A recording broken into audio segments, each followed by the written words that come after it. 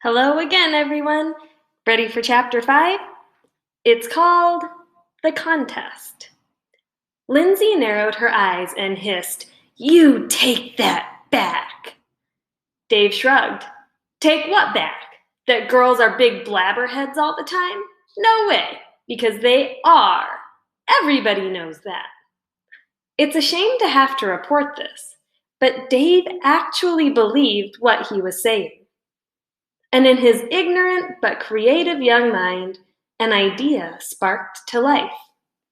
Before Lindsay or any of her friends could say something back, Dave said, "And there's a way to prove that girls talk way more than boys. Unless you're afraid of some competition, you and your noisy friends." "Afraid?" Lindsay said, looking around at the girls. "We're not afraid of anything, except catching whatever made you so stupid." The girls giggled, but Dave ignored the insult, completely caught up by his new idea. He waved his hands to quiet them down. "Okay, here's the deal. A whole day of no talking at school. Not in class, not in the halls, not on the playground, nowhere. No talking at all. And it's a contest. Boys against girls. Whichever side talks less wins." Lindsay made a face. "No talking? At school? That's impossible." Dave had an advantage here. He had just spent almost 4 hours without saying a word at school. So he had some experience, and he felt like he knew what he was talking about. He grinned and said, "Maybe it's impossible for a girl to be quiet, but I bet the boys can do it. Or at least we can do it better than the girls." Lindsay said, "But, what if a teacher looked right at you and asked a question? Then what?" Dave grinned and said, "You could always cough." Lindsay's mouth dropped open, and then she glared at him. "You did that coughing in social studies on purpose? You are so immature." Dave shrugged. "It was sort of a test, and it worked. But if every kid in 5th grade coughed every time a teacher asked a question, that would not work." Lindsay sniffed. "Well, I say that this whole idea is childish. Silly and childish." "It's okay if you don't want to," Dave said. "It was just an idea. I mean, I can see why you'd be afraid, since you're a girl and all. And since you have to talk every other second. No problem. Sorry I interrupted you. Just keep talking to your friends there. You were talking about something important, weren't you? That special sweater, right? Go ahead, talk. You girls go on and talk and talk and talk all you want to." Lindsay pressed her lips together and glared at Dave. Her eyes narrowed to slits. "You are the most annoying little—" She stopped, mid-insult, and folded her arms. "All right," she said. "Let's work out the rules, right now. If a teacher talks to you, what then?" "You answer," Dave said. "How many words can you use?" she asked. Dave smiled. "Let's make it 10 words, in case you and your friends need to tell a teacher about some new clothes you got." "Stop trying to be funny, because you're not," Lindsay said. "Make the limit 4 words. If you answer with more than 4 words in a row, the extras count." Dave shook his head. "4's still too easy. Let's make it a 3-word limit. And every illegal word is 1 point against your team."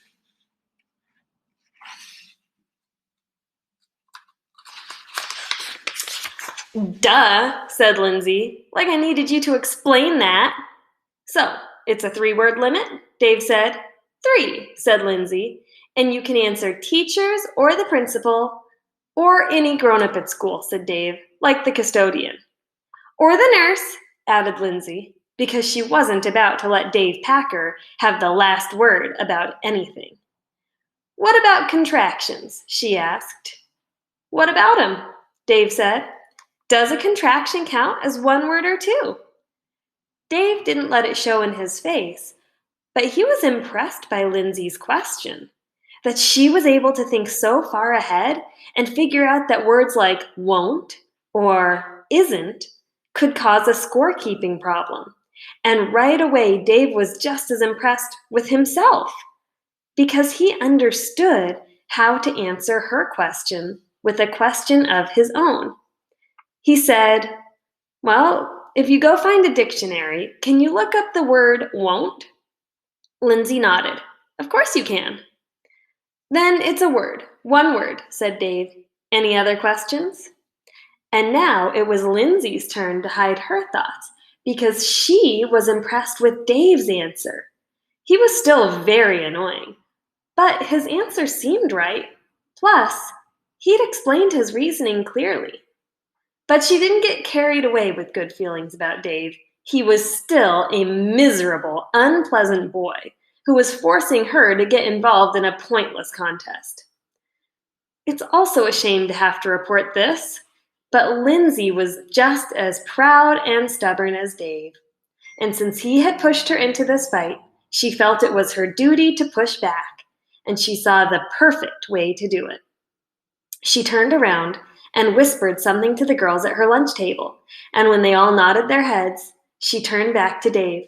She gestured towards her friends and said, "We want to make this contest harder. How about this? No talking at home either, or on the school bus or anywhere else. No talking at all, except for what we already decided. Not even to parents. And let's make the contest last for 2 days instead of one. 2 24-hour days in a row. Unless you think that's too hard." Dave shrugged. "Fine, no problem. Except, how do we keep track of all the mess-ups when you and your friends start gabbing at home?" "You mean when the boys cheat?" said Lindsay. "Simple. We'll have to use the honor system when we're not at school. It's the only way. We all keep track of our own mistakes and report them, honestly. Except I don't know if the boys can be trusted. Have any boys ever heard of the honor system? I know you can trust the girls." "Don't worry about us," Dave said. Lindsay tossed her head. "So, when does the contest start? The girls can be ready by tomorrow, at lunchtime. Unless that's too soon for the boys. Do you need more time to get organized, like a week or 2 weeks?"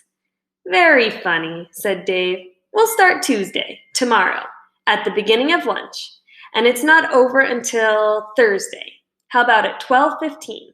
That'll be the middle of lunch period." Lindsay nodded, and Dave went on. "I'll be the official scorekeeper for our side, and you keep track for the girls, and no cheating, okay?" Lindsay nodded again. "Agreed." She held out her hand. Dave looked at it like it was covered with slime. "What?" he said. Lindsay wrinkled her nose. "It's revolting, but we have to shake on it, so you won't try to back out." Dave shook and then made a show of wiping his hand on his pants, which got a big laugh from the 5 or 6 other boys who had witnessed the ceremony. And as Dave turned and went into a huddle with the guys at his lunch table, Lindsay did the same with the girls at her table. The contest was on. Do you think they can do it? Do you think you could do it? We'll see how it goes tomorrow. Bye.